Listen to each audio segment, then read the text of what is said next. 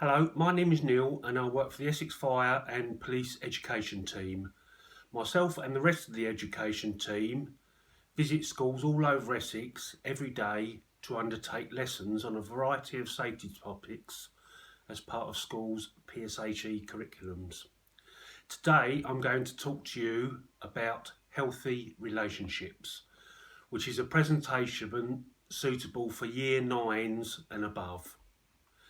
Due to some of the topics covered in healthy relationships, some content within the session may be upsetting for some students, and with agreement from the class teachers are encouraged to leave the room should they need to.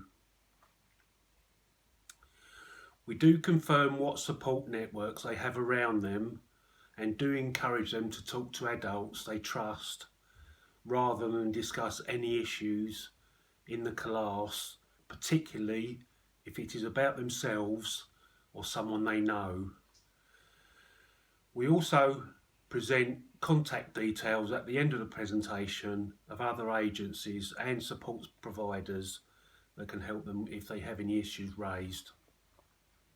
So the learning outcomes for this presentation: to understand the importance of positive relationships, to understand the effect of negative relationships, same-sex relationships, to understand the risks of exploitation, to understand the importance of consent, and to keep ourselves safe. As a starter exercise, the students are asked to take 2 minutes to list as many words as they can that may be used to help describe a healthy relationship.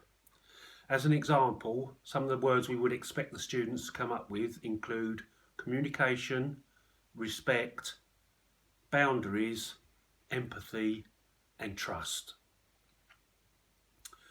We also discuss the meaning of any of the words that the students do not understand or are not sure about.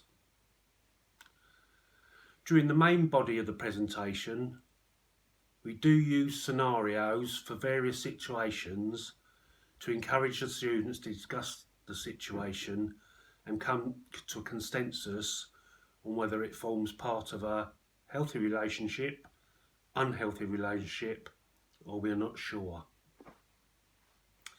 The first scenario we discuss is a situation of two people in a relationship who are under 18, where one partner had requested sexually explicit photos on a number of occasions, and where partner 2 had complied on a couple of occasions, but then became uncomfortable in sending any more. We then asked the students in a group to discuss what advice they would give partner 2 if they were one of their friends. Based on the above scenario, we then confirmed to the students that by undertaking the sexting actively, legally, both partner 1 and 2 are committing a criminal offence by requesting and sending images of a minor. We then go on to confirm the definition in law of this particular situation. Sexting can be seen as harmless, but creating or sharing explicit images of a child is illegal, even if the person doing it is a child. A young person is breaking the law if they take an explicit photo or video of themselves or a friend, share an explicit image or video of a child, even if it is shared between children of the same age, possess, download or store an explicit image or video of a child, even if the child gave their permission for it to be created. However, as of January 2016 in England and Wales, if a young person is found creating or sharing images, the police can choose to record that a crime has been committed, but that taking formal action isn't in the public interest. Crimes recorded this way are unlikely to appear on future records or checks unless the young person has been involved in other similar activities which may indicate that they are a risk. Our next scenario is about a person notices that their partner is getting a lot more text than usual. When it is mentioned, the partner says that they're imagining things. When they go to the bathroom, they check their phone and read their partner's texts.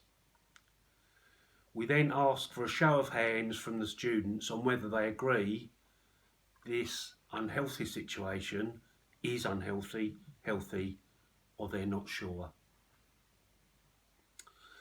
Our next slide in the presentation is about LGBT, so lesbian, gay, bisexual and transgender, confirming that everyone is equal no matter their sexuality or gender, and we encourage the students to confirm what they know about LGBT and what it means to them. For the following slide, we go through the legal age for sex, homosexual or heterosexual, in England, Wales, Scotland and Northern Ireland, and confirm what activities are considered as sex.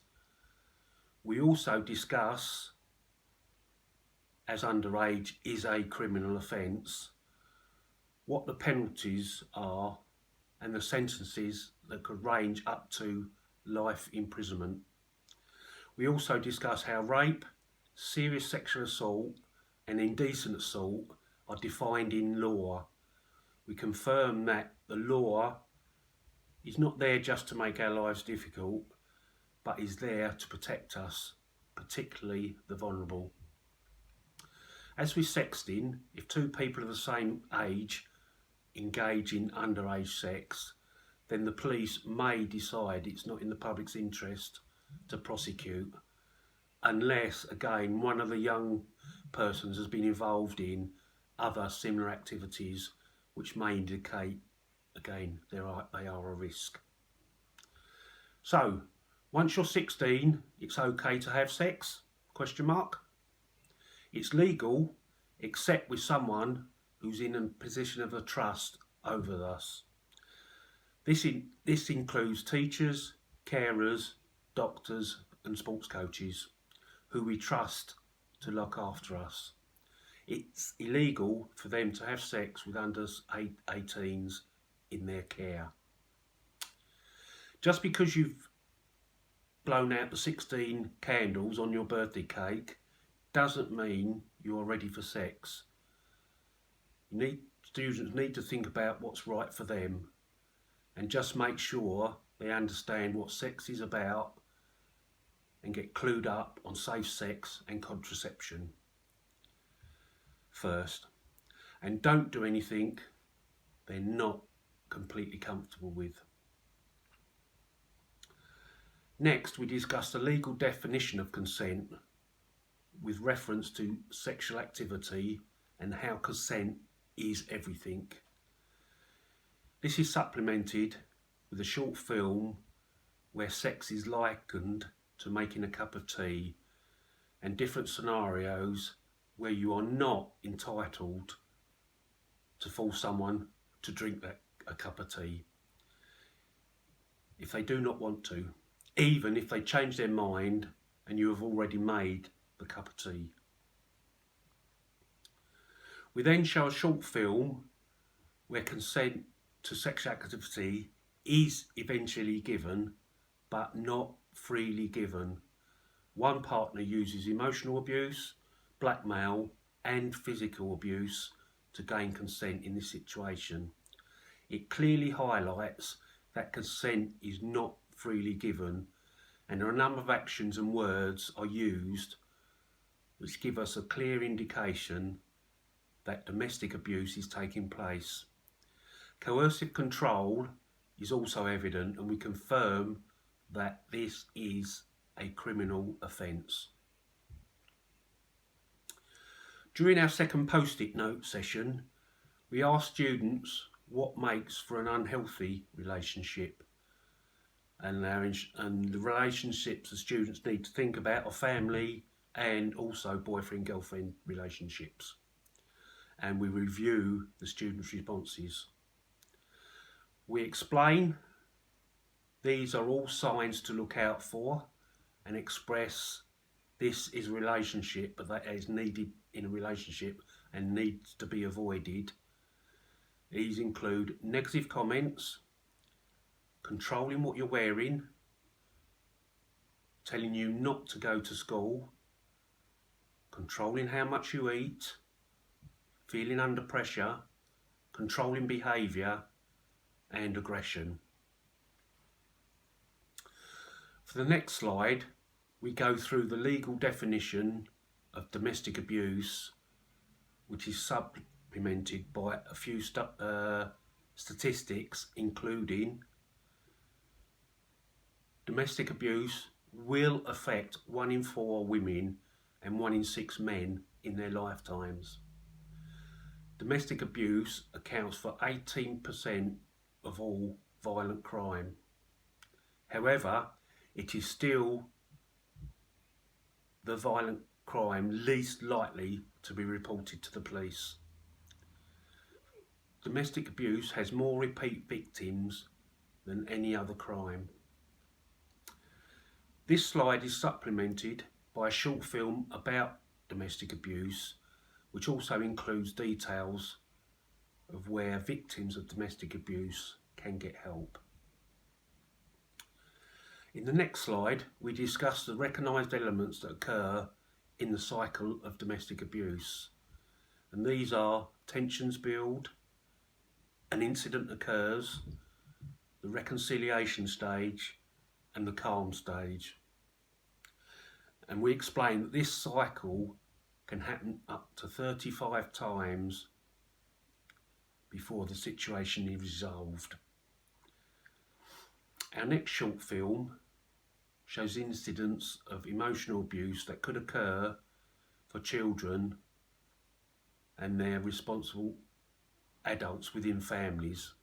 The film depicts children and young adults showing scars appearing on their skin of the words that are used to emotionally abuse them, signifying that emotional abuse will also leave scars that may affect them for the rest of their lives.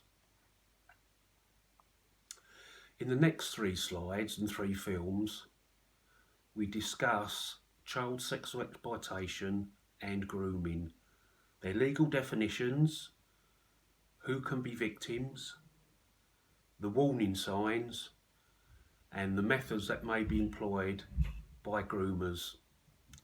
And we also discuss where people who think they are, students who think they are, have been groomed or sexually exploited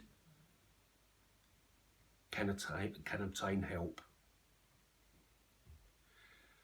We do highlight 2 cases of online grooming that have ended with 2 young people losing their lives.